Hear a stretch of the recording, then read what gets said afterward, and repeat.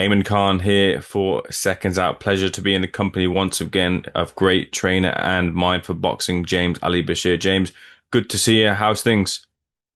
Everything is okay. Brilliant. Great to hear. What about the future for? Not brilliant, but okay. I'm glad I got my health and things like that. But on the boxing note, not too good. What's not too good on the boxing front? Well, we were supposed to box Dillian White on Saturday night's card, uh, Fabian Wardley's card, and I understand that Dillian White has been offered a fight with Itamu. That's right. And I guess that's why he avoided the fight with Vlad Serejko. But we're supposed to box with Dillian White on the Wardley card. So we got to take another avenue now. How long was that in the works for? But as far as I know, I mean, I was in training camp. Vlad and I was in training camp 3 weeks, you know. But then all of a sudden the Atomo fight comes up, and I guess Dillian figured that he could make more money in the fight, so he just opted out of the fight with Vlad Serejko. Was that the reason you feel it was that Dillian didn't take the fight purely because of the money that was offered compared to what was on the table with Serenko? I'm pretty sure. I'm pretty sure that's why he backed out. I don't think he was afraid. I just think that he could make more money fighting the Atomo fight. What was your thinking about Dillian and where he was in the heavyweight division when it came to preparing Serenko for him? I thought that it was Dillian White still offers a stiff test to anybody in the division. Win, lose, or draw, I still think that he can fight and that he's a lethal threat, especially at this stage of his career, because he knows one slip on the ladder and it could be over, you know? So that makes him even that much more dangerous. So yeah, I'll still respect him. I was preparing Vlad Serejko for a rough, tough fight. I was preparing him for Dillian White of 5 years ago. That's how I view a fight when I'm training a fighter to fight. What then is in the pipeline for Vlad? Has he got a fight date ready? No, I'm hoping that we can get on the July 19th card, being that they pull us off of the card on the 7th, so I'm hoping that we can, hopefully, that we'll be on the card in England, I believe it is, for Usyk versus Dubois too. And were there any names mentioned as who could be opponents for Vlad? Right now, I don't even care because Vlad Serejko is 22-0 with 19 KOs, so I don't care who they put us in there with. Hmm. You know, I don't care who they put us in there with. Vlad Serejko is ready, despite the fact that he hasn't had a fight to prepare us for those fights that they may put us in. So, that's the only setback in preparing for the fighters that they may put us in with. We haven't had no work. What about this fight between White and Italma? Who would you back in that one if it does get made? I gotta go with the young guy. I gotta go with the young guy. Despite the fact that Dillian White can still be dangerous, but common sense says go with the young guy. Dillian's been in a couple of wars. He's been knocked out a couple of times. So, yeah, I'd back Itamu. But that's not to say that Dillian White is not a threat to Itamu and anybody else that gets in there with him. Hmm. And this fight coming up between Oleksandr Usyk and Daniel Dubois, the rematch, of course, with your nature of knowing both camps, Oleksandr Usyk for a number of years, and you were drafted into the camp with Dubois for his fight with Oleksandr Usyk. What is your read on Dubois, first of all, and how he's matured and changed since that first fight with Oleksandr? I think it's all mental with Dubois. His physical attributes is all well in place. But I think it's going to be more mental with Dubois approaching this fight with Usyk. Usyk is like they call him. He's a cat, slick, crafty, resourceful. So it's going to be a tough fight. But I think that the mental outlook, the mental outlook from Dubois is very important in going into this fight. Is he different in a technical perspective from that Well, first? look, he's on a roll. Hmm. He came in, he's won a couple of fights, but what the last three fights he's won? Yeah. And he's beaten some good guys. He's beaten Jarrell Miller. Uh, he's beaten Jarrell Miller stands out in my mind because that was a tough fight. That was a tough fight. Jarrell Miller put up a dog fight with Dubois. Dubois answered a lot of questions. All right. Then comes back after being hurt. I thought that he was hurt in the Joshua fight, and he came back in the same instance and knocked out Anthony Joshua. Then he busted up Philip Ergovic. So he's in a better place now. That confidence, he's beaten three good guys and stopped them. So that puts a lot of wind under his wings. So that's what he's bringing to the dance this time. What about the demeanor from the Dubois team to Oleksandr Usyk? There seems a concerted effort to maybe try to shake Usyk a little bit in the pre-fight build-up in the mind games. Have you seen that? Will that affect Usyk? Um, Oleksandr Usyk is the consummate professional. All right, he's not going to be easy. I don't care how you come at him.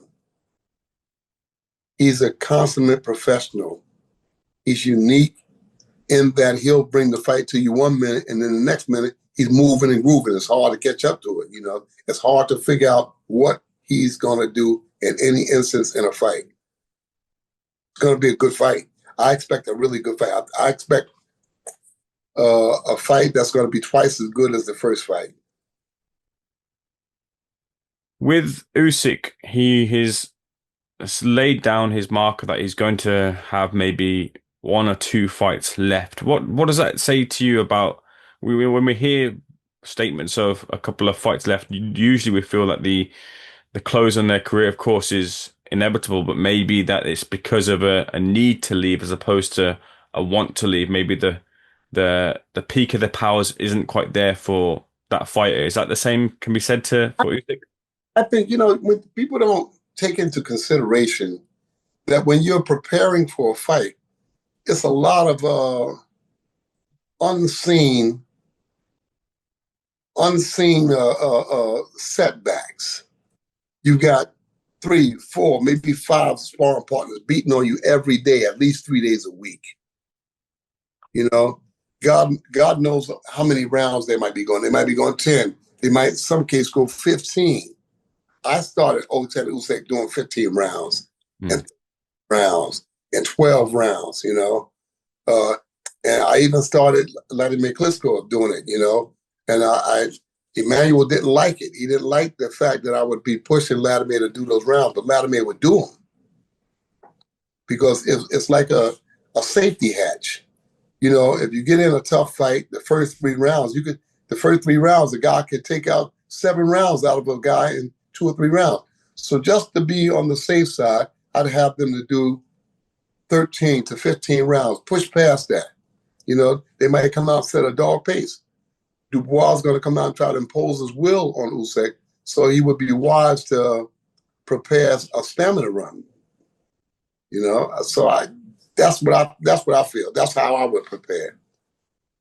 Would a With large the ounce of prevention is worth a pound of cure. That's how I feel about it. Would a large part of the preparations involve looking to target the body, which appears to be for a lot of people an area of weakness? Every fight, you've got to target the body. Mm. Every single fight, you got to target the body. Caballero, his last 2, 3 fights, he stopped people with body punches.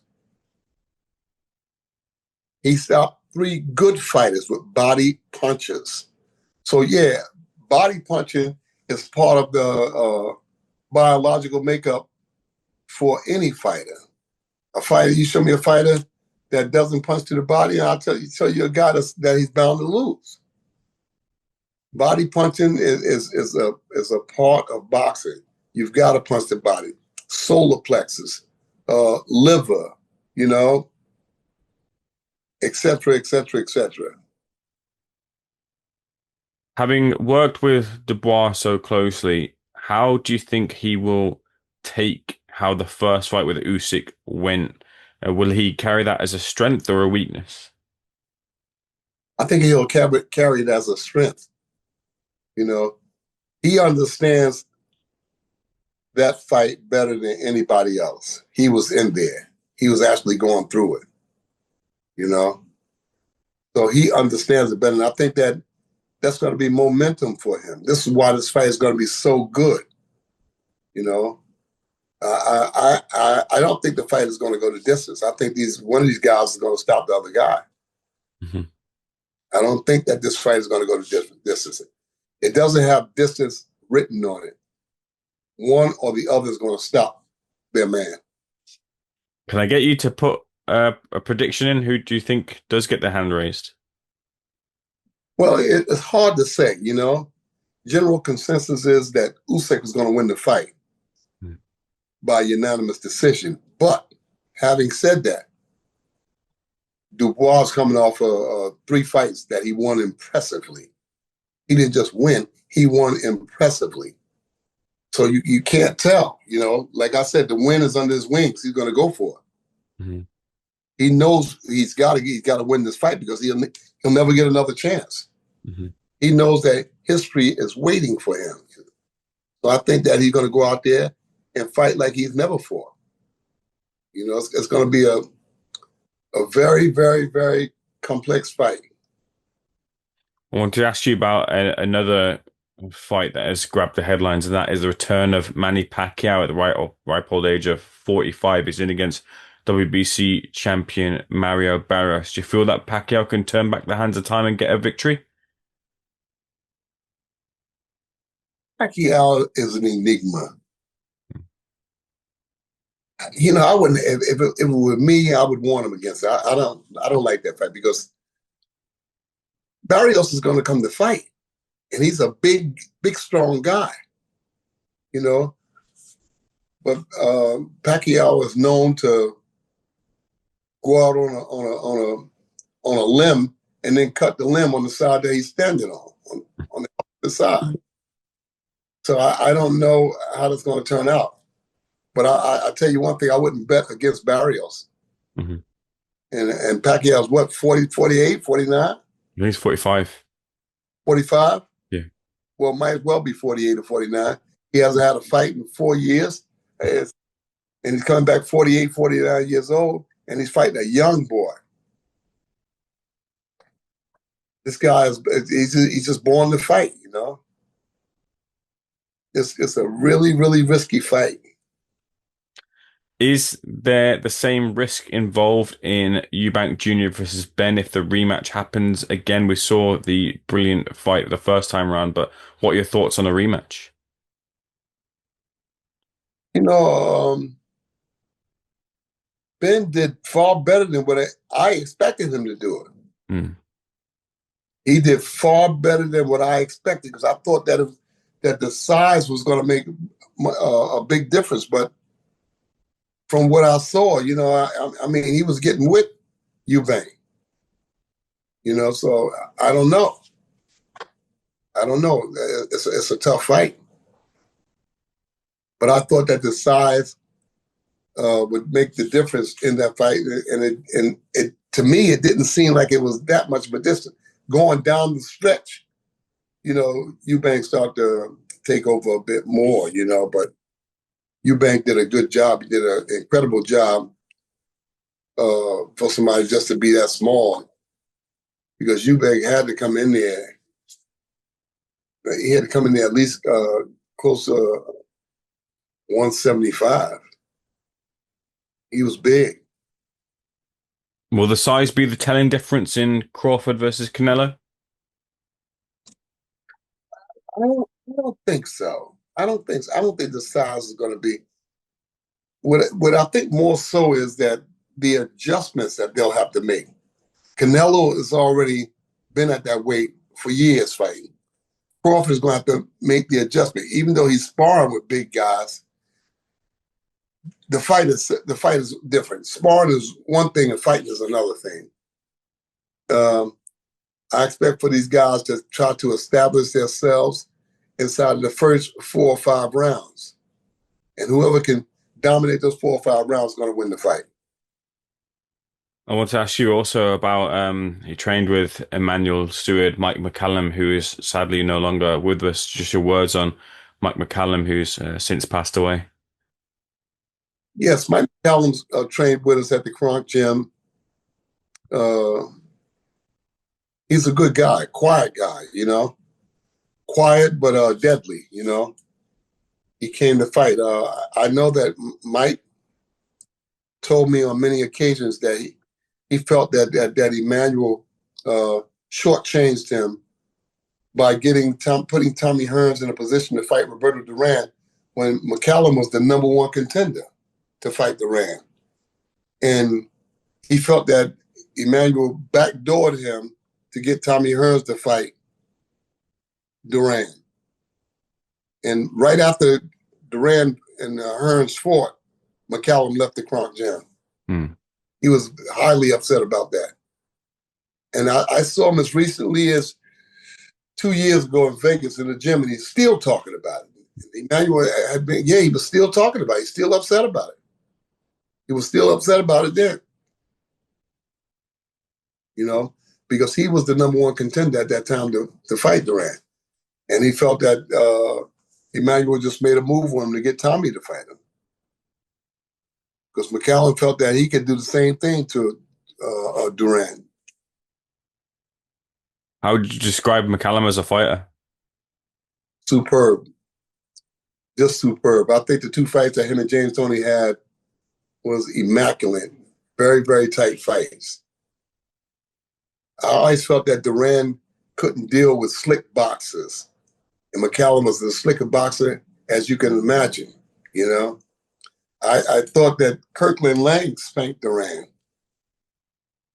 Kirkland Lang took Duran to school. Duran couldn't do anything. I mean, you see, Wilfred Benitez took him to school. There's another guy from America. I forget his name. Duran stopped him late, but he was giving Duran pure hell. I can't think of his name. It'll come to me. He was from America, and it was just too hot for him. Mm-hmm. The Panamanian heat got to him, and Duran took him out. But Mike McCallum, I couldn't see Duran beat Mike McCallum. McCallum was just too good of a boxer. Slick, knew how to land body punches. He was just a very, very well-versed, well-rounded boxer. I want to finish off as well with your relationship with Vladimir Klitschko. A lot of the kind of talk of him returning to the ring has seemed to have dampened down. Have you spoken to him recently? Yeah, I speak to Vladimir Klitschko a lot.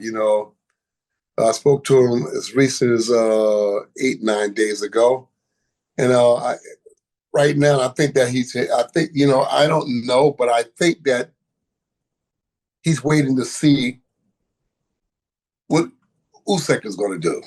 Hmm. But I do know that Vladimir Klitschko has desire to get back in the ring before he closed the door on his career to box with Fury. He wants that fight. He wants that fight. Okay, James, it's been a pleasure speaking to you. That's the extent of my questions. Looking forward to our next conversation once again, but thank you for speaking to Seconds Out, sir. Yes, yes, I'm glad to do it anytime. We're going to come back to it. I want to examine the undercard to the Dubois versus Usyk. I want to see that what's on the card. You know. When it gets officially announced, we can go through it for sure. All right, be glad to.